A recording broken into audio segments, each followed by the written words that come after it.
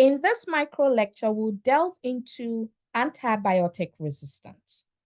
Now, this is an alarming concern in public health system.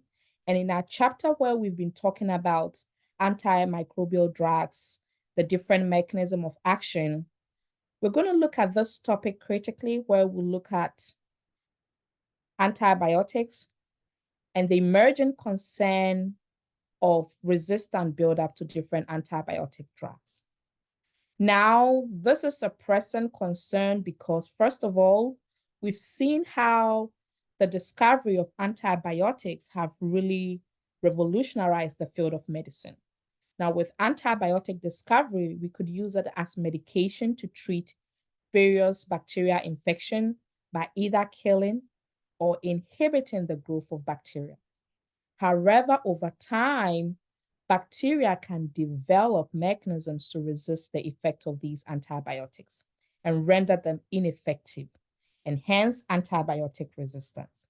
So we first want to be able to look at the concept of antibiotic resistance and be able to see why it's really a pressing concern for us to pay attention to.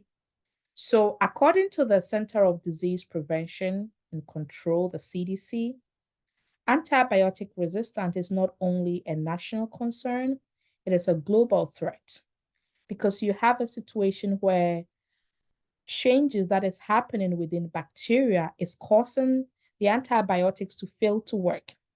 Now we'll look at how these changes are happening within the bacteria and how that is causing them to be insensitive to the different doses of drugs. So the drugs are no longer killing them. The drugs are no longer inhibiting their normal cellular mechanisms or cellular targets as well. Now, the impact of antibiotic resistance is seen on the rise, and much action is being required to combat how we develop new drugs. We use different and novel approaches to come up with alternative approaches to more effective drug discovery to treat various infectious disease. Now, again, is a global crisis because if you look across the globe in different continents, be it Europe or Asia, or even here in the States, antibiotic resistance causes a number of deaths among patients per year, and this needs to be addressed. Now, when we look at how microbes are no longer sensitive to drugs which they were previously sensitive to, this resistance is seen as an adaptive response where microbes begin to tolerate certain amount of drugs that were ordinarily inhibitory to them. And part of this reason is due to changes in the genetic makeup of these microbes, as well as how they are evolving, how they are adapting within their population. Now we can look at two main ways by which bacteria can acquire resistance to antibiotic, or they can build resistance to antibiotic. One of them is through an acquired resistance, and the other is through intrinsic resistance. Now let's first look at intrinsic resistance. Now this is the situation where a bacteria must be resistant to an antibiotic that they themselves produce. So in our lecture on chapter 12 about different antimicrobial drugs, we said two main microbes are able to produce most of these antibiotics or antimicrobial drugs. That is bacteria and fungi. So with intrinsic resistance, that means this microbe must be resistant to these natural antibiotics they themselves are producing. So for example, Penicillium chrysogenum is produced by the mold fungi. So that means the mold fungi should have an intrinsic resistance to the penicillin it's releasing itself. The other is acquired resistance. And this is when the bacteria is resistant to a drug which they were previously sensitive to. So our lecture will really focus on the acquired resistance, where we want to pay attention to different drugs and the mechanism by which the bacteria is building this resistant mechanisms to these drugs. So in terms of the acquired resistance, we want to be able to know, how does this resistance buildup arise? So first, we want to look at the concept of spontaneous mutation. So with mutation, you are looking at the changes in the genetic makeup of the bacteria. So bacteria are able to build resistance, acquire resistance through spontaneous mutation. And this form of spontaneous mutation, there's a very small chance that this occurs, and it gives an advantage to the bacteria. But within this small chance that it may happen, it would still end up conferring a possible resistance to the bacteria so that they'll be resistant to the drug that they were previously sensitive to. So within the large population of bacteria, there's a likelihood that this spontaneous mutation could happen. Now, another thing about how bacteria could also get this resistance is through horizontal transfer. So through horizontal transfer, as bacteria go through conjugation or transformation processes, they can acquire resistant factor or R factor from other cells. And this R factor can help confer an extra resistance or protection within their chromosome genetic information and help them to be sensitive to certain types of drugs or become more resistant to some drugs that were previously resistant to. They could also have transposons or transposable elements where the R factor within their plasmid could move to certain regions within the chromosome and bring about changes. And those changes could also confer resistance to the bacteria as well. Now, the main goal is the bacteria also wants to evolve within its population to be able to survive. Now, some of them have an intrinsic resistance, but in terms of acquired resistance, it has to really happen within how they acquire this R factor mechanism within their genetic information as well. So whether it's through acquired or intrinsic mechanism, the bacteria actually apply certain mechanism to be resistant to the drug itself, to the drugs that are administered to kill them, or drugs that are administered to inhibit their activity. Now we'll look at 5 possible ways and common mechanism by which bacteria is able to resist and build resistance to certain drugs. Now, the first one we'd like to look at is bacteria can produce new enzymes. They can synthesize new enzymes to help inactivate drugs that they are exposed to. So, for example, when a bacteria is exposed to penicillin, it can produce new enzyme called penicillase, and penicillase can help inactivate the penicillin drug. So there's another type of chemical called carbonic acid, and carbonic acid can help inactivate this penicillase and make sure that penicillin as a drug, when it's administered, is going to work and is going to be effective to kill the drug. So that is one mechanism that bacteria are able to use. Now, secondly, bacteria can also use the permeability of their membrane to also inhibit how a drug works and then build resistance to a drug. So in terms of drug administration, the drug has to be uptake or absorbed, to be ingested, and then transport into a site and routes of contact for it to work. So the drug first has to be uptake. Now, some bacteria can resist this by decreasing the uptake or the permeability of their cell surface membrane through their receptors and make sure that the drug is not really uptake really well into the cell. Thirdly, some bacteria can eliminate the drug from the system. Now they can develop what we call an efflux pump on its cell surface. And through this pump, they can help eliminate the drug out of the cell system, push the drug out of the cell system. And most of these, they're able to do that also through the acquired gene transfer resistant mechanism as well.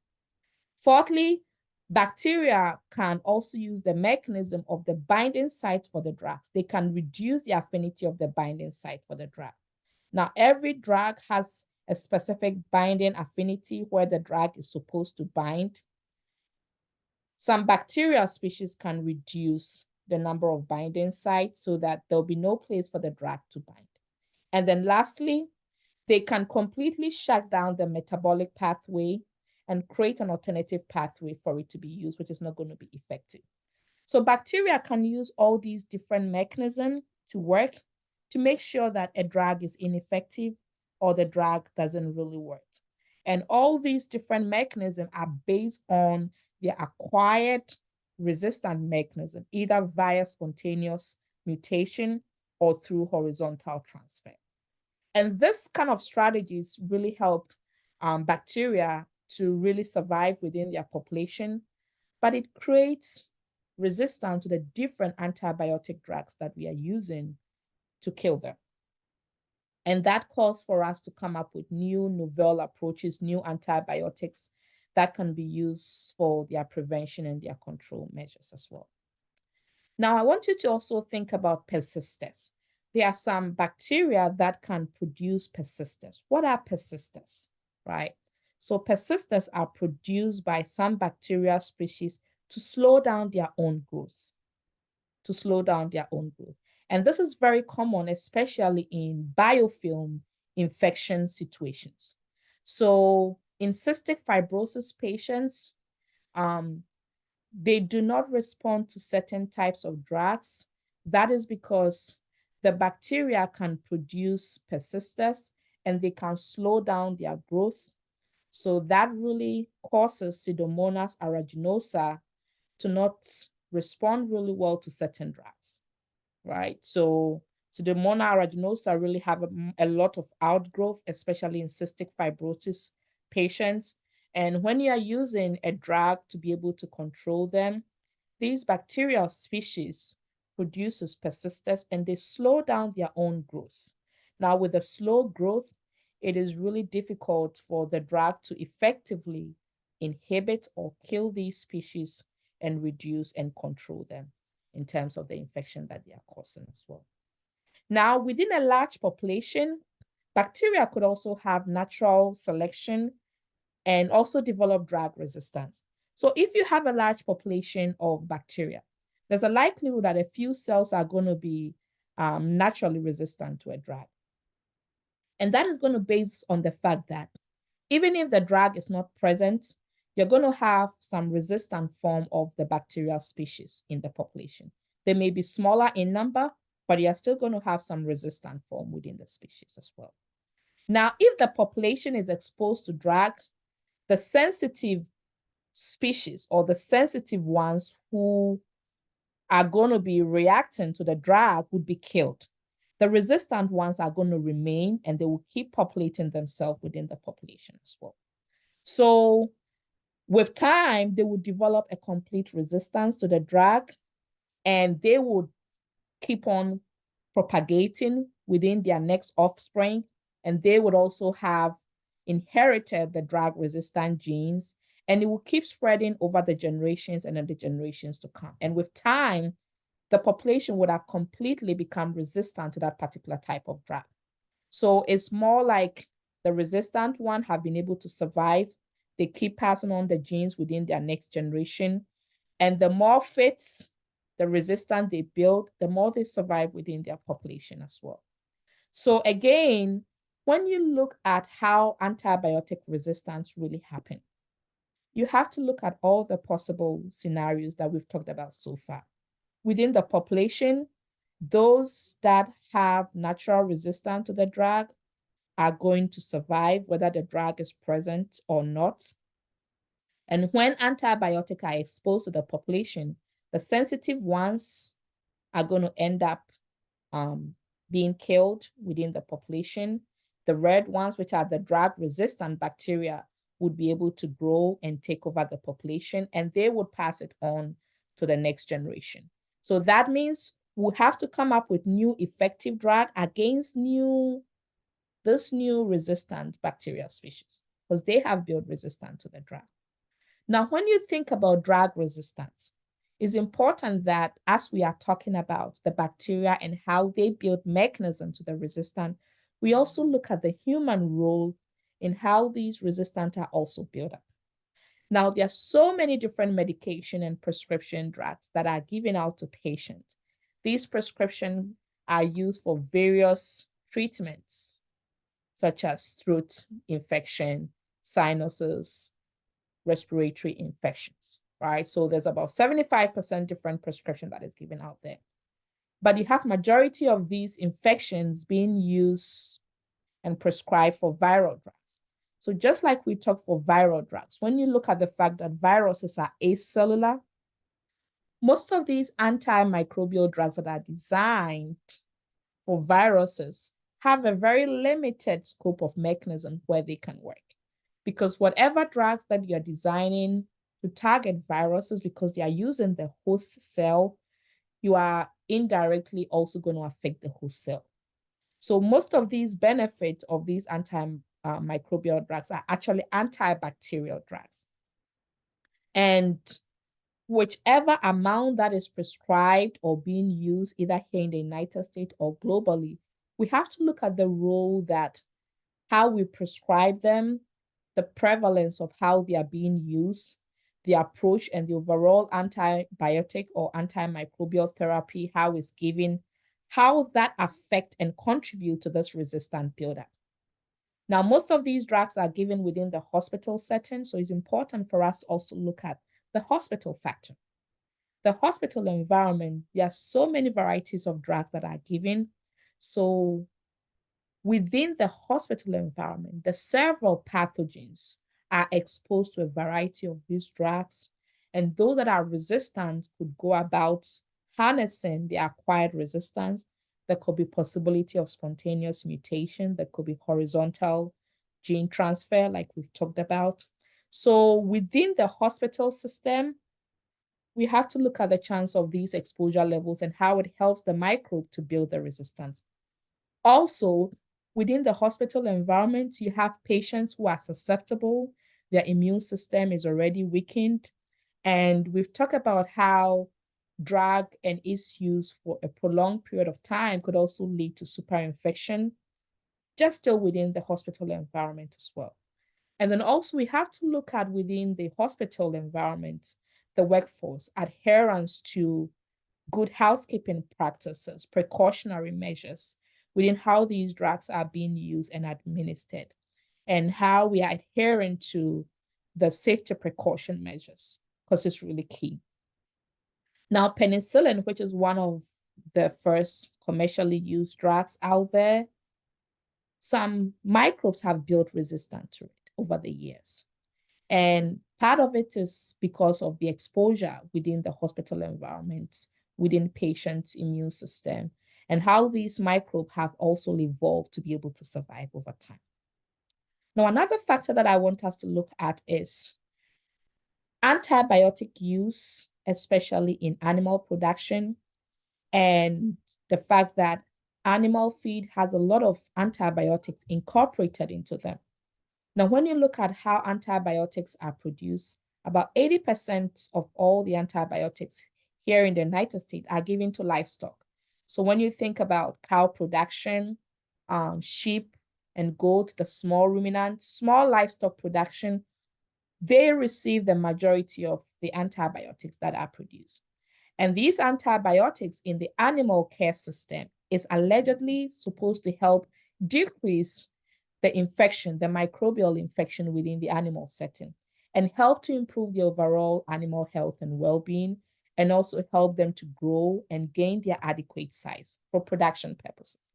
Now, when you look at the different enteric bacterial species that animals are exposed to, they also are able to share resistant plasmid, which we've also talked about, the fact that these resistant or our plasmid help confer resistance to them and help them to constantly be selective to different drugs, even as they are exposed to them. And within the livestock industry, whichever pathogens that are building these resistance, we humans also become exposed to them as we consume them, as we interact with them. And these pathogens, which have built resistance, also jump to humans. And that causes the drug-resistant infection, and it continues in that sense. So we are looking at the human factor, but it's also important to look at the livestock industry and how the use of antibiotics, majority within that system, is also impacting human buildup to antibiotic resistance. Now, with that being said, there's an issue of antibiotic resistance, and this calls for us to be able to come up with other more effective preventive and control measures, more effective and novel antibiotics. And that brings in mind the thought about post-antibiotic era. There's the need to look for new alternative and novel approach. Now, when you look at the CDC, they're beginning to let us know certain type of bacteria that have really built resistance to these different drugs and causing certain diseases that are untreatable with these drugs. And this is an urgent problem. Now, they've classified these resistant bacteria into 3 groups. So they've classified some as urgent threats, others as serious threat, and some of them as concerning threats. Now, within that category of urgent threats, there are some bacterial species. So the Acinetobacter bacteria is building resistance to the carbapenem drug. So we've talked about carbapenem drug that is a broad spectrum drug. And you see this type of bacteria as an urgent threat because they are building resistance to that as well. Clostridium difficile, which causes colitis, is also considered as an urgent threat. Neisseria gonorrhea, which causes the sexually transmitted infection, gonorrhea, is also having an issue of drug resistance where the drugs that are administered to them are no longer effective. So there's an urgent need to come up with new drugs. Now, all these drugs in this table here, so when you think of Candida, when you think of Pseudomonas aeruginosa, all these different bacterial species are building resistance, either to a specific drug or to multi-drug resistance. And these are very serious because we need to come up with other effective drugs to be able to treat infections that are caused by these different types of microbes.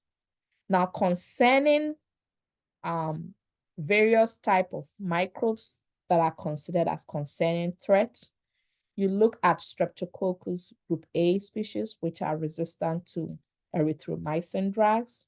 And then you look at clindamycin resistant drugs also in Streptococcus species as well.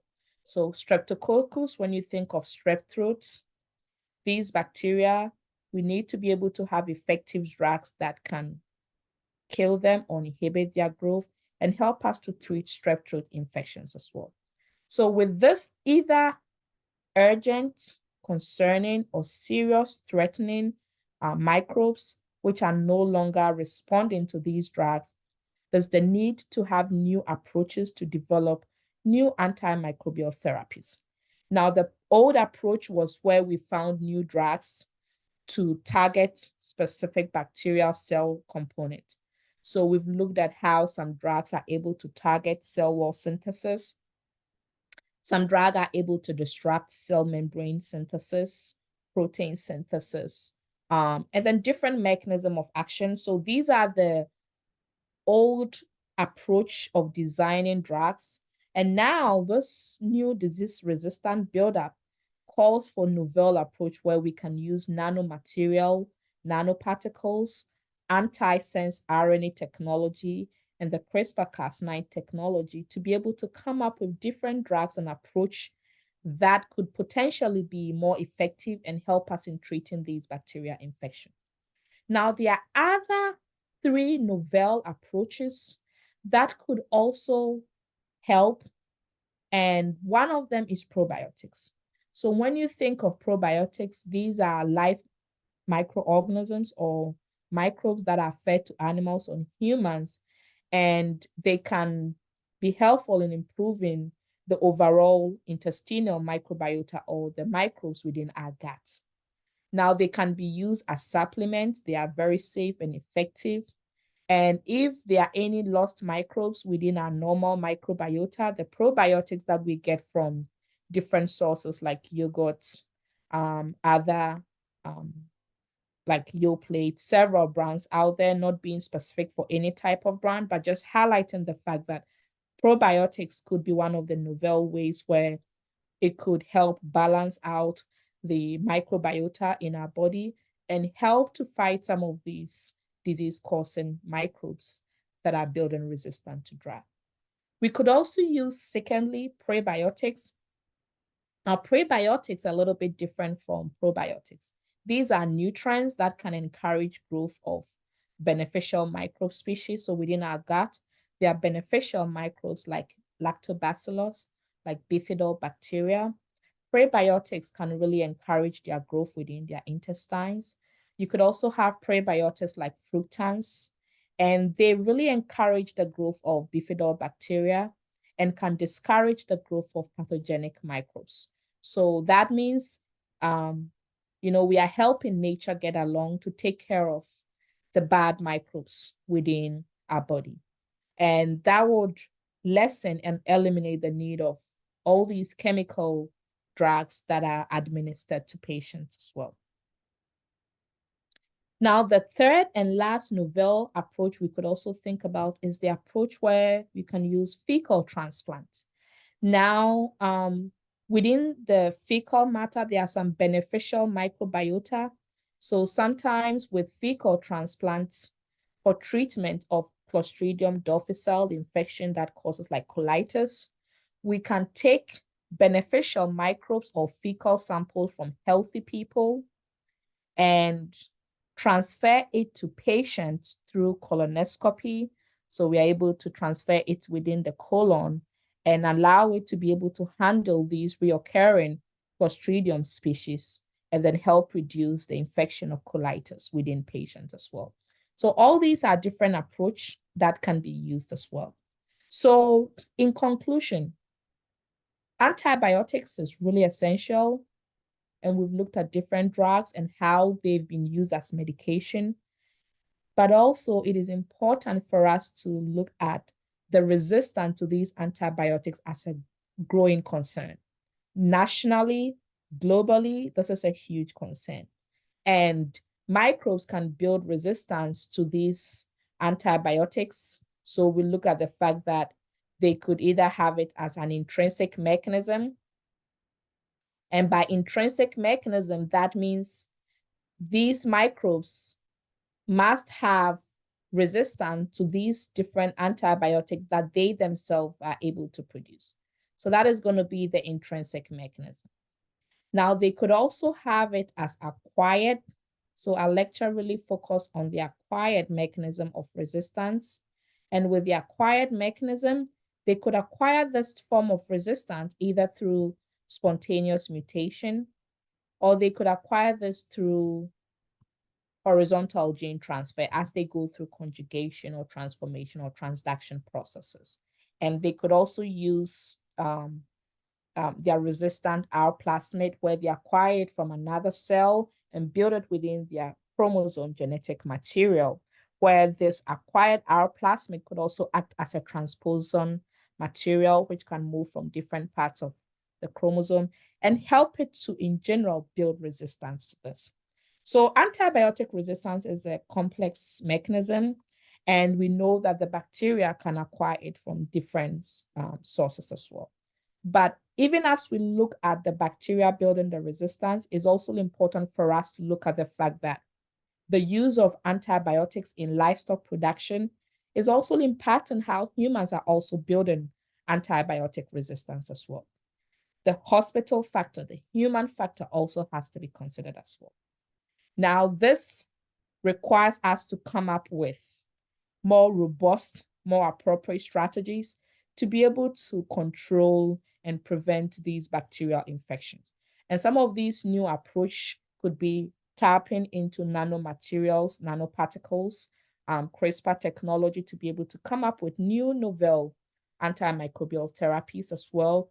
Or we could also use the approach of nature helping along through these three other novel approach of using probiotics, which are live bacterial cultures, or prebiotics, which are nutrients that enhance or encourages the growth of beneficial microbes. Or lastly, we could do fecal transplant of beneficial microbes within fecal of healthy people and transplant it into patients, for example, who have recurrent Clostridium difficile, which causes colitis, and that may be helpful for them. So overall, hopefully this helped, and let me know if you have any questions, and I'll be glad to answer you. Thank you for watching.